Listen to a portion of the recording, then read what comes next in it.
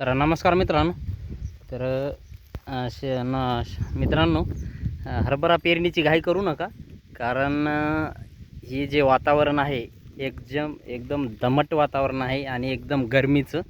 त्यामुळे हरभरा पेरणीची घाई करू नका. हरभरा पेरणीला अजून वेळ बाकी आहे. अजून 8 ते 10 दिवस हरभरा पेरणी कोणीही करू नये.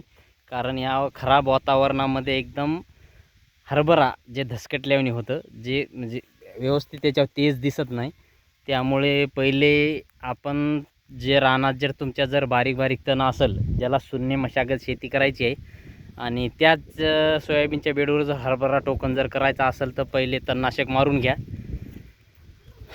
तणनाशक मारल्याच्या नंतर 8-10 दिवस थांबल्याच्या नंतर बस मग तुषारनं पाणी देऊन आपल्याला व्यवस्थित हरभरा टोकन करता येतो.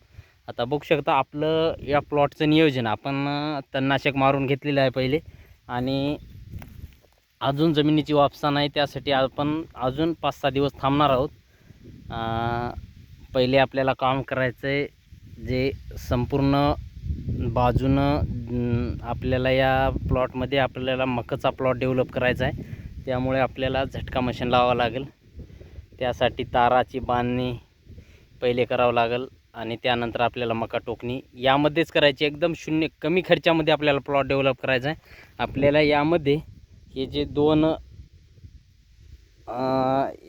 किनारे आहेत, या बेडमधलं दांडातलं साईडचं, यामधून आपल्याला ती पण चालवायची 2 फणाचा, आणि त्या रेगोटीवर आपल्याला टोकन मशीननं मका टोकन करायची आहे. तर बघू हरभरा आपल्याला का टोकन करायचं नाही यावर्षी. हरभरा पीक घ्यायचं नाही यावर्षी या जमिनीमध्ये, कारण सतत 10 वर्ष झालं या जमिनीमध्ये हरभरा असल्यामुळे हरभरा जास्त मर पावतो. ज्या शेतकऱ्याच्या जमिनीत अतिवृष्टी आहे अशा शेतकऱ्यांनी मका करायला काय हरकत नाही. तरी हरभऱ्याची पेरणीची घाई कोणी करू नका. अजून 8 ते 10 दिवस तरी. धन्यवाद मित्रांनो.